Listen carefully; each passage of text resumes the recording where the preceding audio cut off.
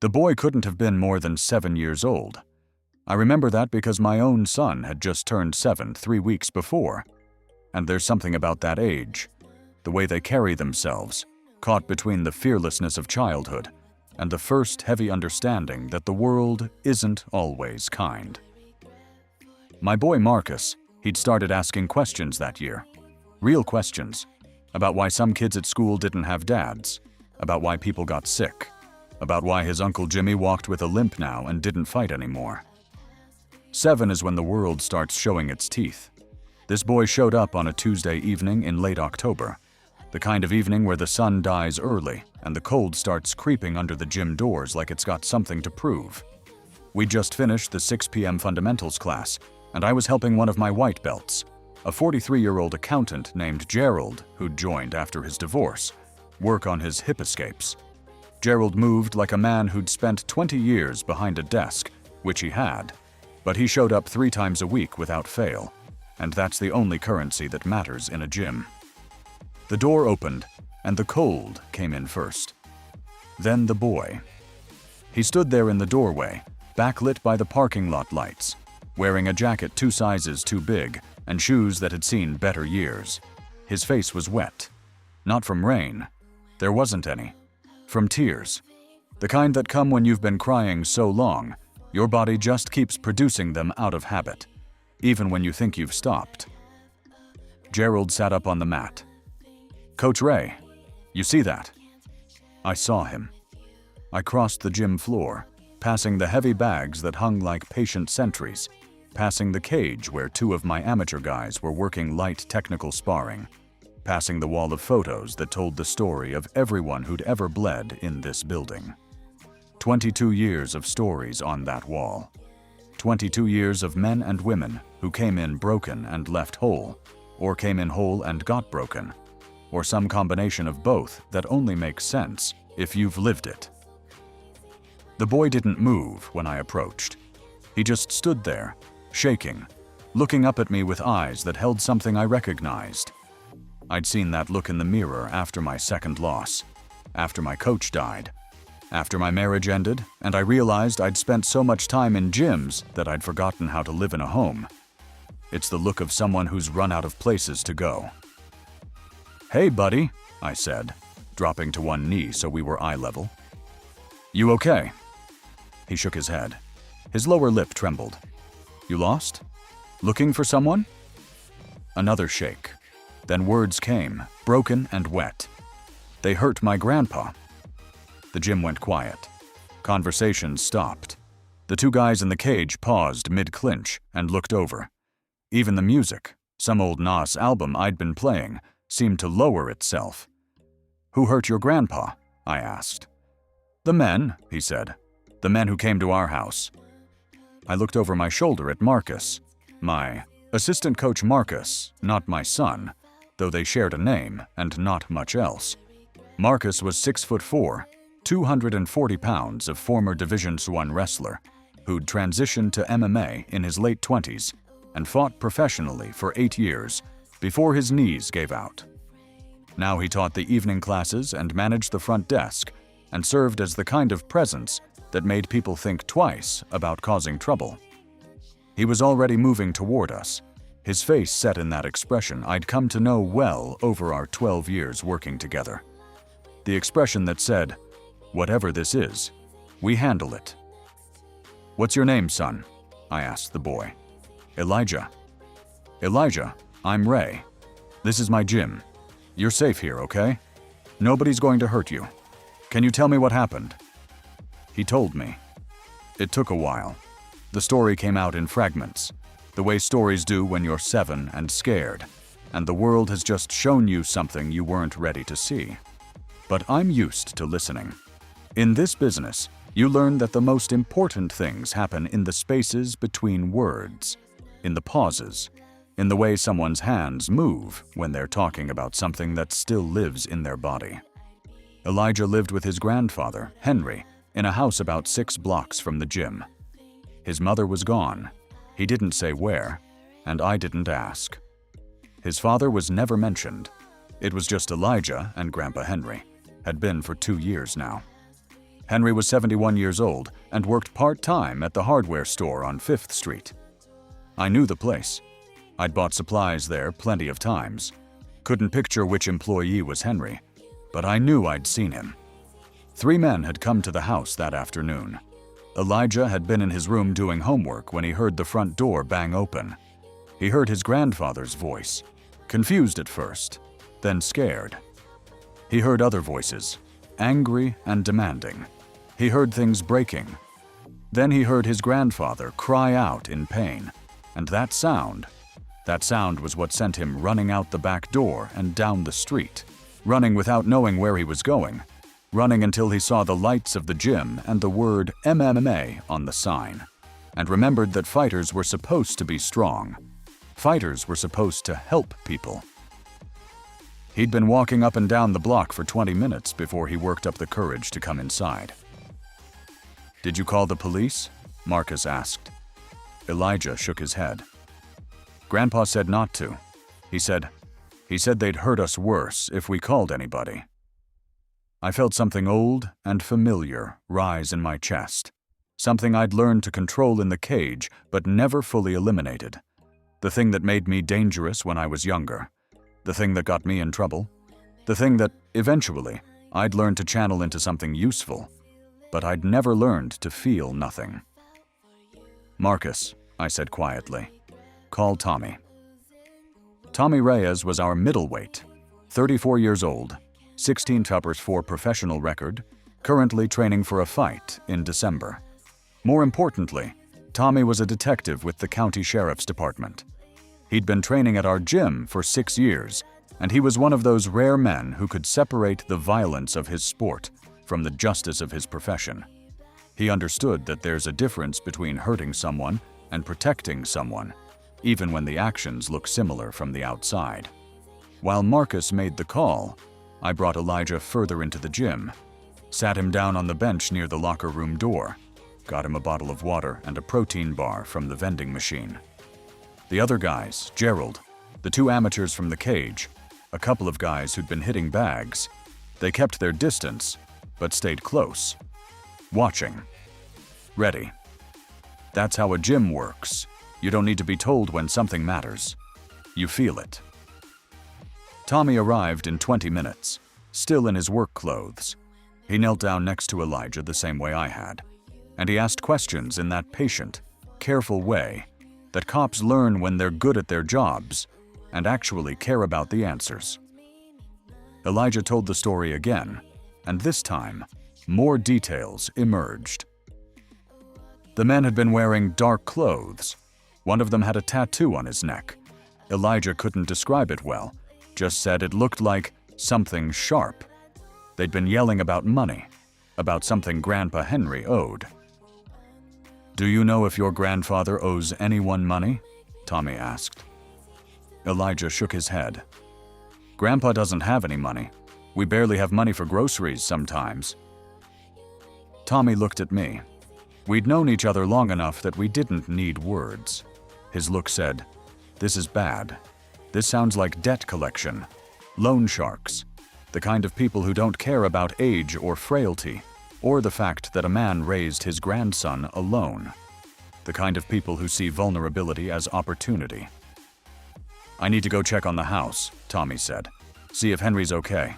Can you keep Elijah here?" "He's not going anywhere," I said. Tommy left. The gym settled into an uneasy quiet. Someone turned off the music. The fluorescent lights hummed overhead, that constant low-frequency sound that you stop noticing until everything else goes silent. I sat down next to Elijah on the bench. "You were brave," I told him. "Coming here. That took guts."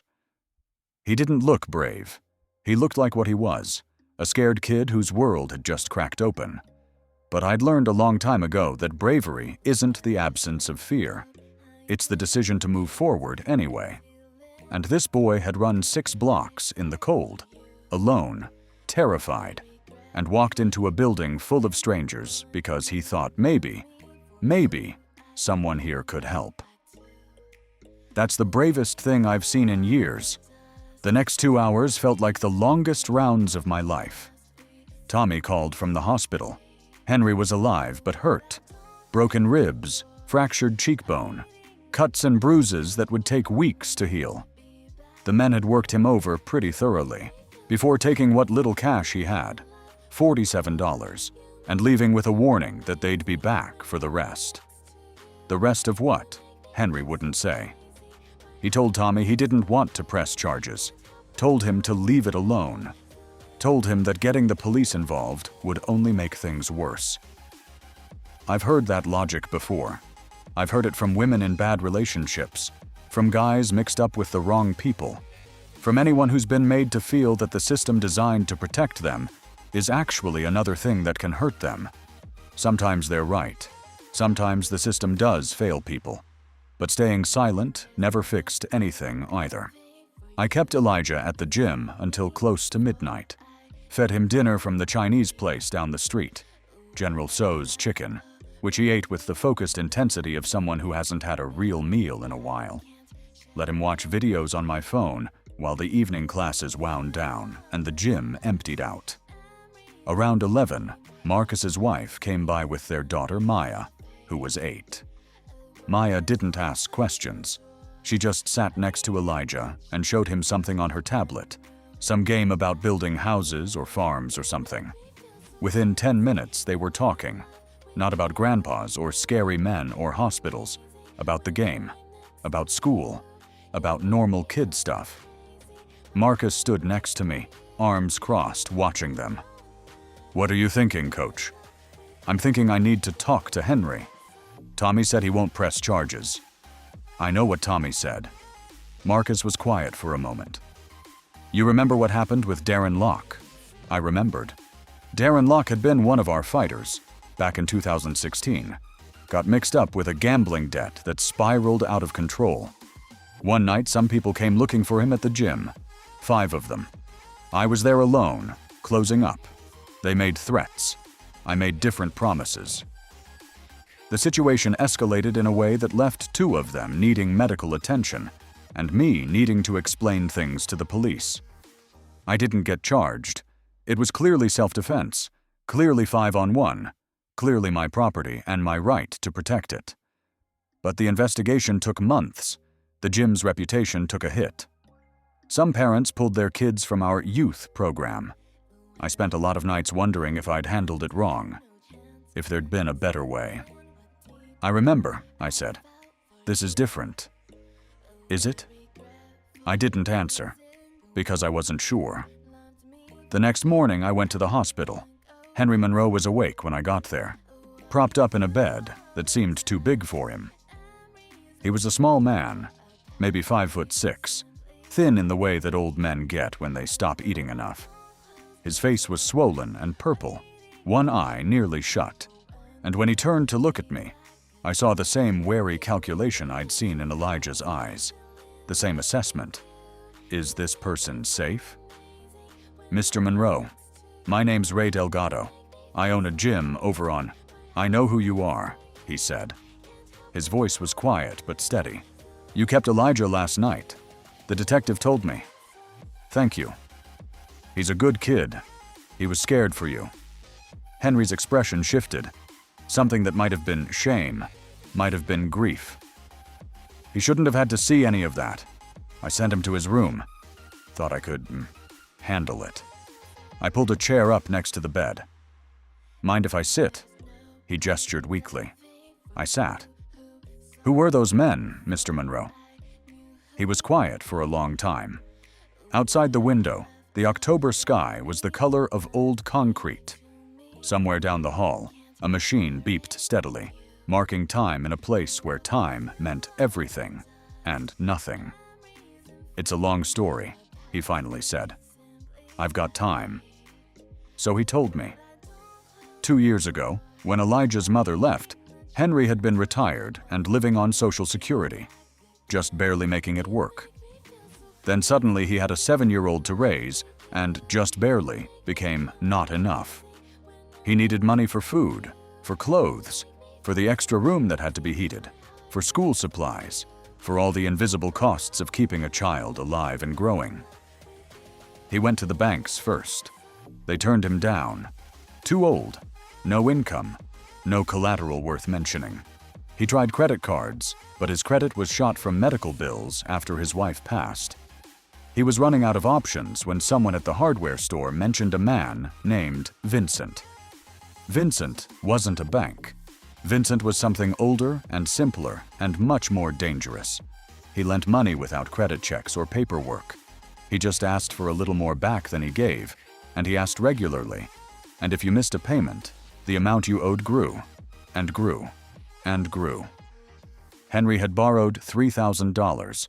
Over 2 years, between payments he couldn't always make and interest that multiplied like something alive.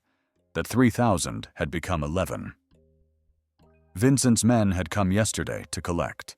When Henry couldn't pay, they'd collected differently. They said they'd be back Friday, Henry said. His voice had gone flat, resigned. Said if I didn't have at least 2,000, they'd take it out on the house, maybe on Elijah. I felt that old thing rise in my chest again. That heat. Why didn't you tell the police? Because Vincent has people in places, Henry said. That's what they told me. Said if I talked to the law, they'd know. Said it would go worse. He looked at me with his one good eye. Maybe that's true. Maybe it isn't. But when you're 71 years old and you've got a grandson depending on you, you don't take chances. You try to survive. I understood that logic even as I hated it. Mr. Monroe, I'm not the police, but I've been around long enough to know that people like Vincent don't stop. Paying them doesn't end it. It just delays it. They'll keep coming back until there's nothing left to take. I know, he said. I've known that for a while. But what choice do I have? Let me help. He studied me. Why? You don't know me. You don't owe me anything. Your grandson walked into my gym, scared out of his mind, because he thought fighters could help. I leaned forward. I've spent 22 years building a place where people like me, people who know how to fight, learn to use that for something good. If I can't help a 7-year-old kid and his grandfather, then what's the point of any of it? Henry was quiet for a long time. Then something shifted in his face. Something that might have been hope, or might have been the last wall he had crumbling down. What can you do? I don't know yet, I admitted. But I know people. People who can help figure this out. When I got back to the gym that afternoon, I called a meeting. Not a formal thing. We don't do formal at Iron Forge. But I sent out a text to the inner circle, the guys who'd been with me longest, the ones I trusted with more than just holding mitts. By 4 p.m., they started showing up. Tommy Reyes came straight from his shift, still in plain clothes, his badge clipped to his belt. Marcus was already there, of course. Then came Darius Webb, our heavyweight, a 38-year-old former Marine who'd fought professionally for a decade before transitioning to coaching. Sandra Okonkwo showed up next. She was our women's MMA coach, a former Invicta fighter with a record of 11-3 and a stare that could make grown men reconsider their life choices. Finally, there was Eddie Soto, who'd never fought professionally, but had been training at the gym for 15 years and owned a construction company that employed half the guys from our program. We sat in the back office, the one with the window that looked out over the main floor. Through the glass, I could see the evening class starting to gather. Young guys, old guys, a few women, people who'd come to learn something about themselves. I told them about Elijah, about Henry, about Vincent. When I finished, the room was quiet. Tommy spoke first. I know the name. Vincent Marchetti. He runs loan operations out of the East Side. We've tried to build cases against him before, but witnesses tend to lose interest in cooperating. Meaning they get scared off, Sandra said. Meaning they get hurt if they don't, Tommy confirmed. The guy's careful, insulates himself. The men who do the enforcement are the only ones who get their hands dirty, and they're usually guys with records who don't have much to lose. So what can we do legally? I asked. If Henry presses charges for the assault, we can arrest the men who did it. if we can identify them. But Vincent himself, he'll claim he had nothing to do with it. Just a businessman who made a personal loan to a friend. No connection to any violence. And if Henry doesn't press charges, Tommy sighed. Then legally, nothing happened. The room fell quiet again. Darius shifted in his chair. What about paying the debt? Getting Henry clear? $11,000, I said. And that's today. Who knows what it'll be by Friday? I could float some of that, Eddie said. Not all, but some. That's not the point, Sandra cut in. You pay it off, you're just feeding the machine. Vincent learns that Henry has people with money behind him, so next time he squeezes harder, or he moves on to the next victim. Paying doesn't solve anything. She was right. I knew she was right. But knowing and accepting are different things. So, what do we do? Marcus asked. I looked around the room. 5 people who'd trusted me for years. 5 people who'd bled on my mats, who'd cried in my office, who'd celebrated victories and mourned losses under this roof. 5 people who represented the best of what a gym could be. We do what fighters do, I said. We find an angle. We create pressure. We make Vincent decide that Henry isn't worth the trouble. And how do we do that without crossing lines? Tommy asked. His voice was careful. He was a cop. He had to be careful. I don't know yet, but I know we start by gathering information, by finding out who Vincent's people are, what they care about, where they're vulnerable, by letting them know that Henry isn't alone anymore. The next 3 days were the strangest of my life. We didn't do anything illegal. I want to be clear about that. Tommy made sure of it. He walked a tightrope between his duty as a cop and his loyalty to the gym, but he never let us fall on the wrong side of the line. What we did was something else, something that exists in the space between law and justice, where communities have always had to operate when the official systems fail them. Tommy did some digging and identified the 3 men who'd beaten Henry. They were exactly what he'd expected. Low-level muscle with records, guys who did Vincent's dirty work and took the fall if things went wrong. Their names were Ricky Stanton, Miguel Vega, and a man everyone called Deck, whose real name was Derek Proctor. Eddie Soto, it turned out, knew Deck. They'd grown up in the same neighborhood before Eddie cleaned up his life and built his business. Eddie didn't like Deck, never had, but he knew him well enough to know something important. Deck had a daughter, a 12-year-old named Amber who lived with her mother on the south side. Deck was a lot of terrible things, but he loved that girl, saw her every other weekend, bought her presents he couldn't really afford. It was Sandra who suggested the approach. We don't threaten him, she said. We don't have to. We just make sure he knows that we know, that we're watching, that if anything happens to Henry or Elijah, we'll remember.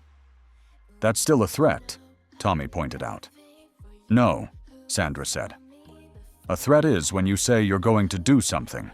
This is just awareness, letting someone know that their actions have witnesses, that they're not invisible. It was a thin line, but it was a line. Eddie ran into Deck by accident at a gas station on Thursday morning. They talked. Old neighborhood stuff, catching up, whatever. And then Eddie mentioned, casually, that he'd heard Deck was involved with Vincent Marchetti's operation. Said some of his workers at the construction company had mentioned seeing Deck around. Said people were talking. Said a little boy had shown up at a gym, crying. And now a lot of people were paying attention to things they hadn't paid attention to before. He didn't threaten. He didn't have to. That afternoon, Deck called one of his associates. We know because Tommy was monitoring certain things, legally, as part of his ongoing investigation into Vincent's operations. Deck said he wanted out of the Monroe situation, said it was getting too hot, said there were people involved now that he didn't want to cross. Meanwhile, Darius visited the hardware store where Henry worked. He spent 2 hours there, buying things he didn't need, making conversation with the other employees, asking questions about the neighborhood. By the time he left, everyone in that store knew that Henry Monroe was connected to Iron Forge MMA. that Henry had friends, that messing with Henry meant messing with something larger. Marcus and I went to Henry's neighborhood. We didn't do anything dramatic, just walked the streets, talked to people, made ourselves visible. We mentioned to anyone who would listen that we were looking out for a friend in the area, that we were part of a community that took care of its own. Word travels fast in neighborhoods like that.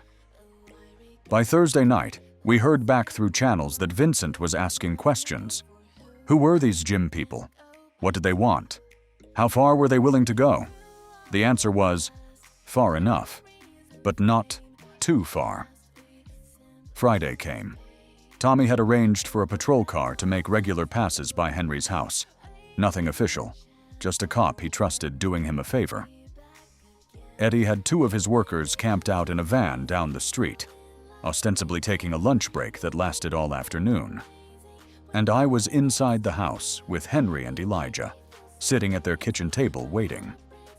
The house was small, but clean.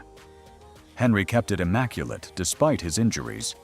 One of those old-school men who believed that how you maintained your home reflected who you were. There were pictures on the walls. Henry as a younger man, in military uniform. A woman who must have been his wife, smiling in a garden. Elijah's mother as a child, then a teenager, then a young woman with shadows under her eyes. Elijah was in his room, doing homework that Henry insisted on despite everything. We could hear him occasionally, a chair scraping, a pencil tapping. The sounds of a kid being a kid, even when the world was holding its breath. "You didn't have to do this," Henry said. He'd said it a dozen times over the past 3 days. Each time I gave him the same answer. "Yeah, I did." At 4:47 p.m., a car pulled up outside. I watched through the window as 2 men got out. Not 3, 2. I recognized one of them from the description Elijah had given. Tattoo on the neck, something sharp. Ricky Stanton. The other one I didn't recognize. They stood on the sidewalk for a moment, looking at Eddie's van, at the patrol car that was coincidentally passing by, at the house itself. They looked at each other. Then they got back in the car and drove away. I let out a breath I hadn't realized I'd been holding. Henry stared at the window, at the space where the car had been. His hands were shaking. "Is it over?" he asked. "Not yet," I said, "but it's starting to be." The following week, Tommy executed a search warrant on one of Vincent Marchetti's known properties, based on evidence he'd been gathering for months before any of this happened. The evidence wasn't related to Henry. It was connected to other victims, other deaths, other violence. But it was enough. They found records, names, amounts, a paper trail that Vincent thought he'd hidden well enough but hadn't. They found weapons, too, unregistered, probably used in intimidation jobs, maybe worse. Vincent was arrested on a Thursday. His bail was set high enough that he sat in county for 3 weeks before his lawyers could arrange payment. During those 3 weeks, his operation fell apart. The guys who'd done his dirty work scattered. The victims who'd been too scared to talk started talking. When the trial finally happened, 8 months later, 4 of those victims testified. Henry wasn't one of them. By then, he and Elijah had moved, started fresh in a different city, with help from a fund that several members of Iron Forge contributed to anonymously. But others took the stand. Others told their stories. Others found the courage that Henry hadn't been able to find, partly because they'd seen what happened when a community stood up. Vincent got 14 years. The night after the verdict, I sat alone in the gym. It was late, past midnight, and the place was quiet except for the hum of the lights and the settling of the building. I sat against the cage, my back against the chain link, looking at the wall of photos. 22 years, hundreds of fighters, thousands of students, more stories than I could count. Some of them ended well, some of them didn't, some of them were still being written. I thought about Elijah, about the look on his face when he'd walked through our door that October night, the desperation, the hope, the impossible courage of a child who didn't know what else to do. I thought about Henry, about the shame he'd carried for 2 years, the weight of decisions made when there were no good choices, about how easy it is to judge someone's mistakes when you've never been that desperate. I thought about Vincent, about how someone becomes the kind of person who profits from suffering, about whether he'd been a scared kid once too, about whether anyone had shown up for him. And I thought about my guys, Tommy, Marcus, Darius, Sandra, Eddie, about how quickly they'd come when I called, how they'd risked their jobs, their reputations, their safety, because a 7-year-old walked into our gym and asked for help. That's what a gym is supposed to be, not just a place where you learn to fight, a place where you learn that fighting means something. That strength comes with responsibility, that the skills we develop in the cage are worthless if we only use them for ourselves. The door opened, and Marcus walked in. He didn't say anything, just crossed the floor, sat down next to me against the cage. We stayed like that for a while, 2 men in a quiet gym, listening to the silence. "Got a call from Henry today," he finally said. "Yeah? How are they?" "Good. Elijah started at a new school. Made a friend already. Some kid who's into dinosaurs. Henry's working at a hardware store there too. Different company, but same kind of work." Marcus paused. "He said to tell you thank you. Again." I nodded. "He doesn't have to keep thanking us." "I know, but he's going to anyway. That's who he is." More silence. The lights hummed. Somewhere outside, a car passed, its headlights briefly sweeping across the front windows. "You ever wonder if we did it right?" Marcus asked. "The way we handled it?" I'd wondered that every day since it started. Was there a cleaner way? A more legal way? A way that didn't involve walking so close to lines that could have gotten us all in trouble? Maybe. Probably. I don't know. "I think about what would have happened if we hadn't done anything," I said. "If Elijah had walked into a different building that night, or if he'd been too scared to walk into any building at all. If Henry had been alone when Friday came. Yeah. We didn't hurt anyone who didn't deserve it. We didn't break any laws, not the important ones anyway. We just showed up, let people know that Henry wasn't alone, that actions have consequences. And that was enough. This time," I said. "It was enough this time." Marcus looked at me. "And next time? Next time, we figure it out again. That's all we can do. Show up. Figure it out. Try to leave things better than we found them." He nodded slowly. "I can live with that." "Me too." We sat there for another hour, not talking, just existing in the space we'd built together. The gym had seen a lot over the years. Victories, defeats, transformations, tragedies. It would see more. There would always be more. People would always need help, and the systems designed to help them would always fall short sometimes. And in those gaps, communities would have to make choices. I thought about the wall of photos again, about all the faces, about the fighters who'd become coaches, the coaches who'd become mentors, the mentors who'd become something like family, about the invisible thread that connected all of them, that connected all of us, the understanding that when you walk through these doors, you're part of something. Elijah had understood that somehow. At 7 years old, scared and alone, he'd understood that fighters were supposed to help people. He was right. 6 months after the verdict, I got a day's letter. It was addressed to the gym, written in pencil on lined paper, the kind kids use in elementary school. The handwriting was careful, deliberate, each letter formed with concentration. "Dear Mr. Ray, thank you for helping me and my grandpa. Grandpa says what you did was brave and kind. I think so too. I am in 2nd grade now, and I like my teacher. Her name is Ms. Patterson, and she has a fish tank in the classroom. I like the fish. Grandpa's face is better now. He doesn't look hurt anymore. He smiles more than he used to. I told my friend Marcus, not your Marcus, a different Marcus, about your gym. He said that sounds cool. Maybe someday I will learn to fight too, but not to hurt people, to help people, like you did. Thank you again. Your friend, Elijah.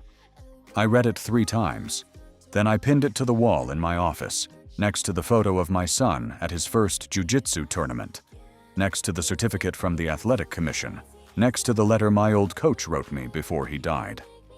Some things you keep, not because they're valuable to anyone else, but because they remind you why you do what you do. Why you wake up at 5 a.m. to open the gym. Why you stay until midnight cleaning mats. Why you spend decades building something that most people don't understand. We fight because fighting is in our nature. Because something in the human animal needs to test itself, to struggle, to find out what it's made of. But we build gyms because we know that fighting alone isn't enough. That the skills we develop are only meaningful when they're connected to something larger. That the real measure of a fighter isn't how many people they can hurt, but how many people they can protect. Elijah understood that at 7 years old. It took me a lot longer, but I got there eventually. The gym is still open. The lights still hum. The heavy bags still hang like patient sentries, waiting for whoever needs them. And if another scared kid walks through those doors, another person who's run out of places to go, we'll be here. We'll figure it out. We'll show up. That's what a gym is for. That's what fighters do. The next morning, I taught the 6 a.m. class like I always do. Fundamentals, basic movements, basic positions, the building blocks that everything else rests on. There was a new guy, a 40-year-old father of 3 who'd just gone through a divorce and was looking for something to anchor himself to. He moved awkwardly, apologizing every time he made a mistake, clearly embarrassed to be a beginner at his age. I remembered being him. I remembered being embarrassed and lost and looking for something I couldn't name. "Hey," I told him after class, "you did good. Don't worry about looking stupid. Everyone looks stupid at first. The only thing that matters is whether you come back." He nodded, something shifting in his eyes. "I'll be back." "Good. That's all any of us can do. Keep showing up." He left. The next class started filtering in. The day began again. The way days do. Full of small moments that don't seem important until you string them together across years and realize they were the whole point all along. I thought about Elijah, probably sitting in a classroom somewhere, learning about fish and fractions and whatever else second graders learn. I thought about Henry, stocking shelves, building a new life. I thought about all the people who'd passed through this gym over 2 decades, all the lives that had intersected with ours, all the ways we'd shaped each other without ever fully knowing it. The cage doesn't fix you. It just shows you who you've been fighting this whole time. And if you're lucky, if you find the right people, the right place, the right reason, it shows you who you could become. I grabbed my gloves and joined the warm-up. Another day, another chance to get it right. The gym hummed around me, alive with the sound of people becoming more than they were.